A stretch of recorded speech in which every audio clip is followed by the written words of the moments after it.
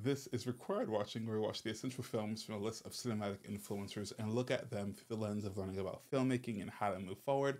I'm your host, Trey Epps, and this movie is directed by Louis Leterrier, written by Dan Mazow, uh, with screenplay by Justin Lin and Dan Mazow, story by Justin Lin. And this film stars Vin Diesel. Hold on, I'm going to take a breath. I'm going to take a breath for this one. This this film stars Vin Diesel, Michelle Rodriguez, Jason Statham, Jordana Brewster, Tyrese Gibson, Ludacris, Natalie Emmanuel, Charlize Theron, John Cena, Sung Kang, Helen Mirren, Brie Larson, Scott Eastwood, Jason Momoa, Richardson, and Louis Silva Jr., Daniela Melchior, Leo Abuelo Perry, Joaquim de Almeida, Rita Moreno, Jazz Hutchins, Luca Hayes, Alexander Capone, and of course, the last few were people that were insignificant. So I'll add this person to the list, Pete Davidson. Anyways, in this movie, Dom Toretto and his family are targeted by the vengeful son of drug kingpin Hernan Reyes. This is Fast X. Let's start back at the beginning, shall we? Los Angeles, 2001. Humble roots, local kids, street racers who became hijackers. Graduated to high-speed smuggling. Mobile jailbreaks. Train robberies. If it could be done in a car, they did it. If it violates the laws of God and gravity, they did it twice. But the days where one man behind the wheel of a car can make a difference are over. It's time to prepare for what's coming. You might want to buckle up. Okay, so everyone's talking about Fast 10 or Fast X, whatever you want to call it, because it's a franchise that lasted 10 movies and is over 20 years old. In the time from the first movies to the movie that we have now. And I think it's important to talk about franchises that continue and franchises that shouldn't continue. I've talked about my opinion on requels, sequels, and other franchises, and I think this is one of them that I think we should just stop. And that's based on this film. But before we get there, let's talk about some other things. Now, this movie had a lot of hype around it. I mean, ever since what the reintroduction of the Fast and Furious franchise with Fast 5, the movie and the franchise has certainly been on an upswing. Despite it being incredibly ridiculous, the amount of car chases, action, and drama is everything that we want. This is why movies like John Wick succeed, and we just want to see things happen. 100% a popcorn film will never win an Oscar, but we know that at the end of the day, all we have is our family. This movie, in particular, had a lot of drama from the beginning. We had director changes with Justin Lin exiting a week or so before the into filming. We have, which I think is I do think it's an important moment to talk about. Justin Lin has been a part of the franchise for a bit, and I think without him, we probably wouldn't have the same kind of hype that we do now. We also have the feud between The Rock or should I say the feud between Vin Diesel and every other person in his path. And that includes his feud with the Rock. It's been widely known and widely speculated and talked about.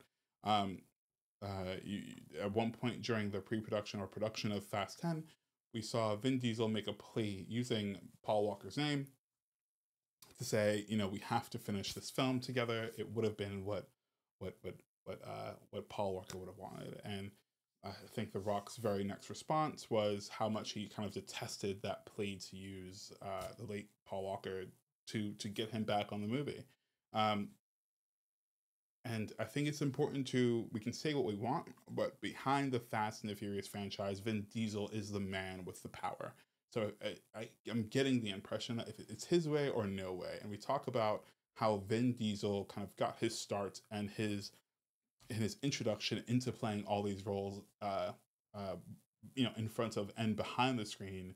When we talk about his short film Multifacial, which will be dropping out tomorrow, so check that out. But um, what I think is important about that is that about that in particular is that I think Hobbs, with the spin-off of Hobbs and Shaw, which of course happened, seemingly happened because of the rivalry between Vin Diesel and The Rock, um, felt like a good lane for him to be in. It felt like a good lane for Hobbs to be in, and have him and Jason Statham's Shaw kind of bounce off each other, have this weird, Rush Hour-esque, mismatch buddy action thing happen. I actually really enjoyed that movie. Um, uh, uh, but he's not necessary to the Fast and the Furious franchise, I don't think. Mainly because nothing about this movie makes sense, so therefore they could make up anything and it would be relevant. Unfortunately, that's exactly what they do. I think one of my biggest gripes with this movie, and it's not just with this movie, it's all movies, but I think they continually think that making things bigger makes it good. In Fast 9, we have them going to space.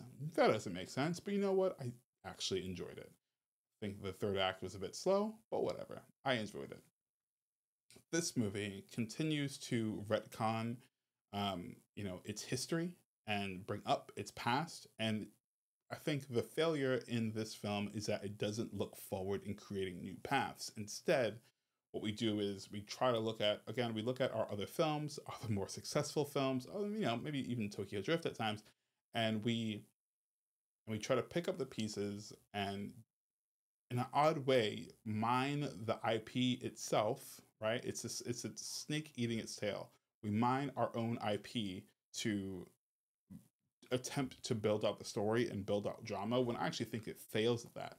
And it's rather annoying that the last few movies have just essentially been, actually not few, I think half the series at this point have just been, the film saying, that thing that that thing that you've been committed to because you spent 2 hours of your life watching this film, it's not real. I think it's the equivalent of all of this happening and then like Vin Diesel waking up and going, "Oh, it's just a dream." Like that's not out of the realm of possibility for me. And I think that's bad, and I think it's not very good storytelling. And what I would love to see is how we introduce characters and we introduce people, and tell kind of complete stories within the franchise. I think it's a bit absurd that we have the team going on missions. It doesn't make sense that they're like, I don't know who it is that they belong to. I know that we have like the Mr. Nobody, Little Miss Nobody. We have all these nobodies. But it's, you can suspend your disbelief for a little bit. But I think what Fast and Furious continues to do, and I think it's actually listening to pop culture in that way. I think it's listening to pop culture in the way that how we talk about how ridiculous the film series is getting, and Vin Diesel and team decide to like double, if not triple down on that idea and continue to make it more and more ridiculous. I remember, Fast 6, 7, or 8 talking about how, in number 10 they're going to be going to space, and we were in space in the ninth movie. So yeah, I just think there's like a weird trade-off between listening to pop culture and actually just creating stories that make sense. These are people who are really good behind the wheel, and yet they are superhuman in almost every other way. And I actually really enjoyed some of the threats that happened later on in the series, like Charlize Theron and yeah, I enjoyed the idea that. Anyways, I'll get into it in a second. I have other things to talk about. This movie was so long that I just watched Bahabuli, the conclusion, which I believe was 2.5 hours. And that felt like a shorter amount of time than this movie, which I don't even know how long it is, but it was long. And it didn't complete any single part of the story, not any single part of the story. And I'm told that it's going to take place over 2 parts, if not 3. And I am thoroughly confused about why that is. because I don't think Jason Momoa's bad guy is that bad of a guy. Again, I think we're listening too much to pop culture because everyone who makes fun of Fast and Furious talks about how Vin Diesel has gone on and on and on about family. And I don't think that's on purpose. I don't think that was I think that was an emotional grounding they tried to do for Dominic Toretto, and it happened to lean on the fact, especially when Paul Walker passed away. But now we have like the biggest threat to this gang of people is a guy who's taking people's sons. Yeah, sure. That's terrible. But if we're gonna end the series here, which they've always said, Fast 10 was the end of the series. If they're gonna end the series here, I'm curious about why. Again, with a character that was retconned and not some new force that could easily have done the same thing.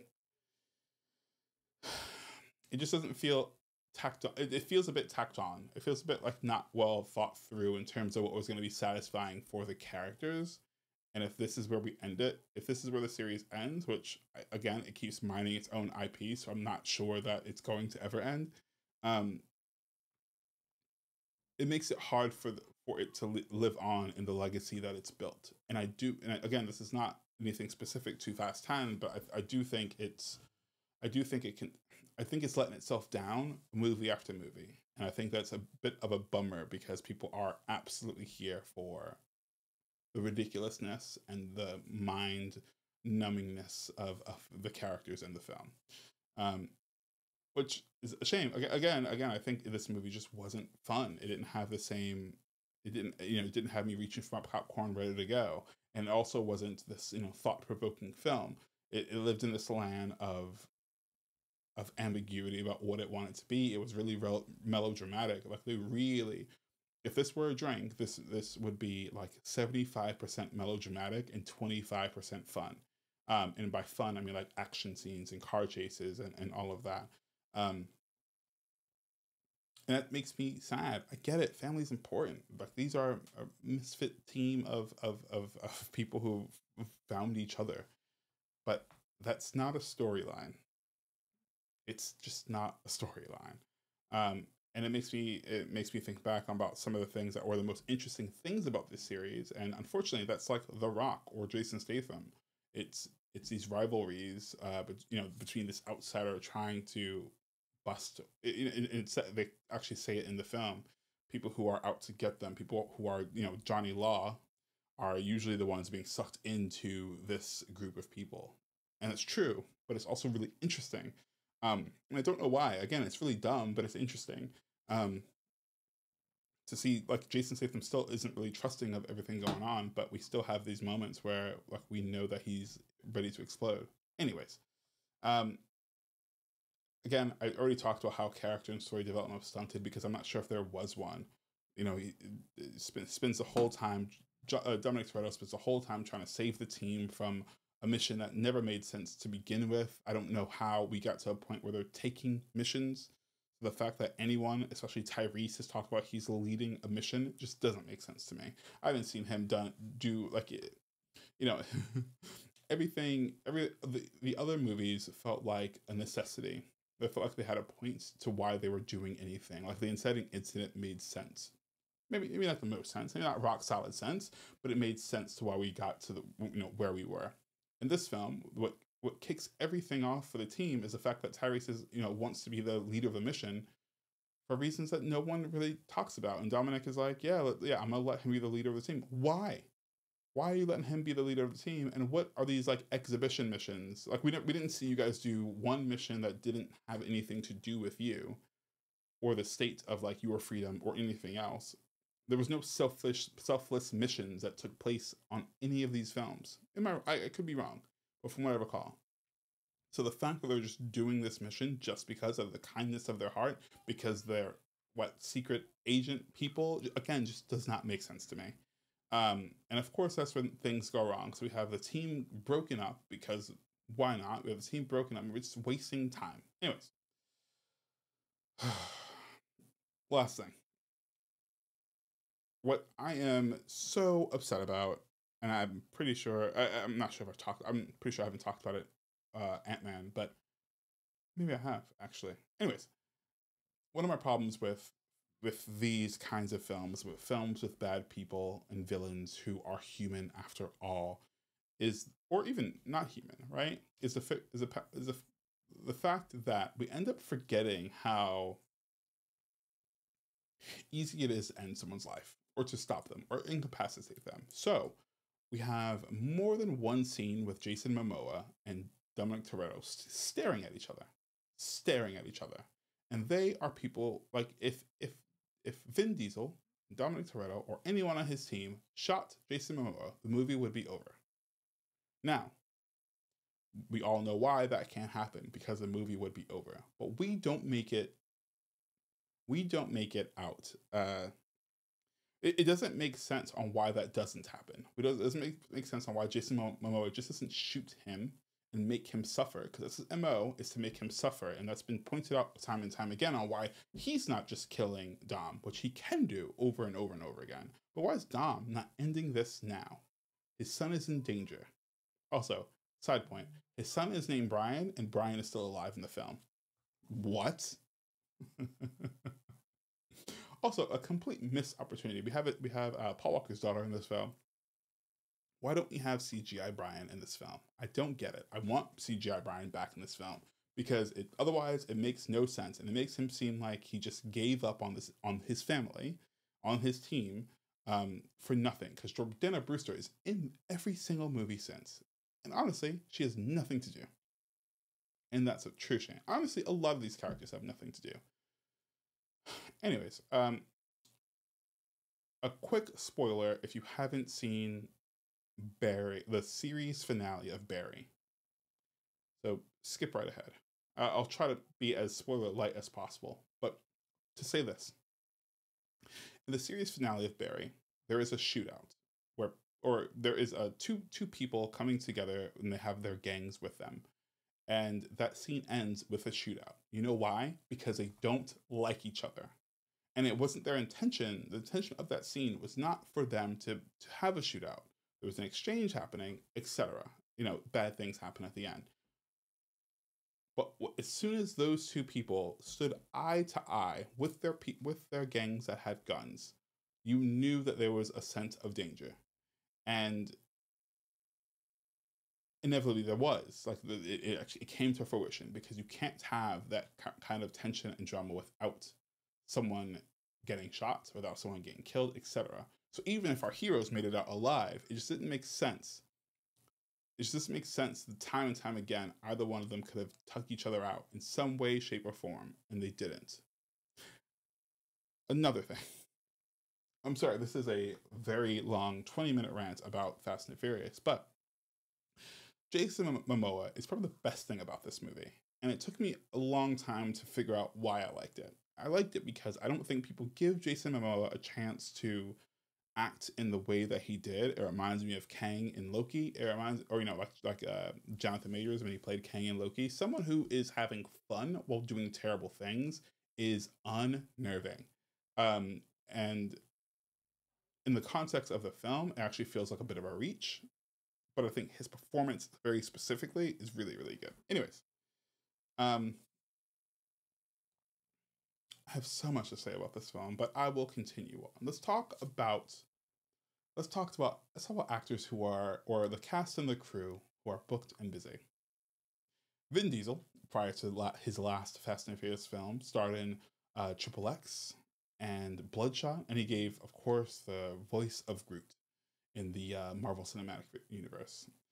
Michelle Rodriguez appeared in movies like Widow and Alita, and she also reprised the role in other Fast and Furious films, obviously. Blue Crush was one of my favorite Michelle Rodriguez films. Jordana Brewster, who's barely in this film, took on various projects such as Lethal Weapon and this TV series of Lethal Weapon and The Invisible Circus, and Tyrese Gibson. He's appeared in a bunch of movies, from Transformers and their sequels to Black and Blue to Baby Boy. Ludacris, or Chris Bridges, Alongside his musical career as Ludacris, of course, he was involved in a lot of acting projects, um, like Crash or Hustle and Flow. Dwayne Johnson, spoiler alert, he's at the end of this film. Of course, known as Rock. It's been in loads of things that I just don't have time to name, but of course, things like the Jumanji series, the Rampage, Hobbs vs. Shaw, and then we have people like Brie Larson, Rita Moreno, Helen Mirren. Why are they in this film? They have better things to do. They're Emmy nominated, like also just a general award nominated and winning actors. I don't get why they're here, but works of theirs like Room. Helen Mirren's been in like everything. Rita Moreno, got us. All right, let's move on to some fun facts. The word family in Fast X, or Fast 10, is said 56 times, which is a ridiculous number of times. Michelle Rodriguez and Charlize Theron have gone on to say that they filmed that fight scene between the pair of them without a director, which is frightening. The film was first said to be part of a 2-part finale, but is now confirmed to be a part of a 3-part finale. Too many finales. When Jacob tells little Brian that he has friends in high places, this was likely a nod to the late Paul Walker. His daughter, Milla Walker, plays a flight attendant who assists them on their mission. Actor Sung Kang, who plays Han, suggested that fans start a hashtag campaign like they did with Justice for Han to bring back Gal Gadot's Giselle for this installment, which they did. On November 7th, 2021, Vin Diesel posted a picture on Instagram of Dwayne Johnson about ending their fight and trying to bring him back for the Fast and Furious family for the last chapters. The movie's budget was reported to be around $280 to $300 million. However, it was revised to approximately $340 million, according to individuals with knowledge of the production. That's 70% more than the reported $200 million budget that Fast 9 had in 2021, making Fast 10 easily the most expensive entry in the franchise. Sure, it didn't need to be. We could have made 1.5 movies. Anyways, in terms of scene spoilers, let's start with the cameos. I mean, we have Gal Gadot, we have Dwayne "The Rock" Johnson. I mean, all the folks. Brie Larson, Rita Moreno, Helen Mirren, Jason Statham, people who have made millions for just being on set for a half a day. I mean, they were getting that bag, and I'm not mad at it. I just wish I saw more of them. In terms of how I would make this better, I have one thing that would change. Again, what if Brian was behind all of this? Like, Brian showed up, and the reason that he wasn't in the last few movies after 6 is because he had secretly been orchestrating a takedown of these people. He had gone back to the FBI or whatever agency to feed intel with maybe some I don't know. I think he's on the side of the law, where he ends up getting everyone arrested, or at least spoiling their thing. Where it's now family against family in the original sense of the words, the original people. Bringing back where the series all began of Dom versus Brian. If they're gonna retcon and bring back anything, I think that feud would be really interesting. Anyways, is this film required? No. In terms of how this franchise went from a single movie about drag racing to a multi-billion-dollar franchise, I think yes, it's worth seeing. At least the first few. If you're gonna watch, listen, I think it's hard to recommend selections. I'm sure people have. I'm not one of them, but I do think there's something to say about a movie about people who are drag racing illegally and like stealing CDs off of a truck. Suddenly turning that into a franchise is a feat. I give Vin Diesel and the creative team behind the series a round of applause for doing that. In terms of a cinematic experience that you could not miss, no, you can miss it. It's okay. But generally, if you're looking for a bit of fun, a bit of turning your brain off and just going with the flow, then this series is for you. in terms of how it's going to make you a better filmmaker, maybe you want to be that person who doesn't like to take themselves, you know, quote unquote self-serious, you know, and just wants to make these kinds of films. I still think there are films like John Wick, for instance, where you can have that kind of fun. But admittedly, they don't spend $300 and whatever million on films like this.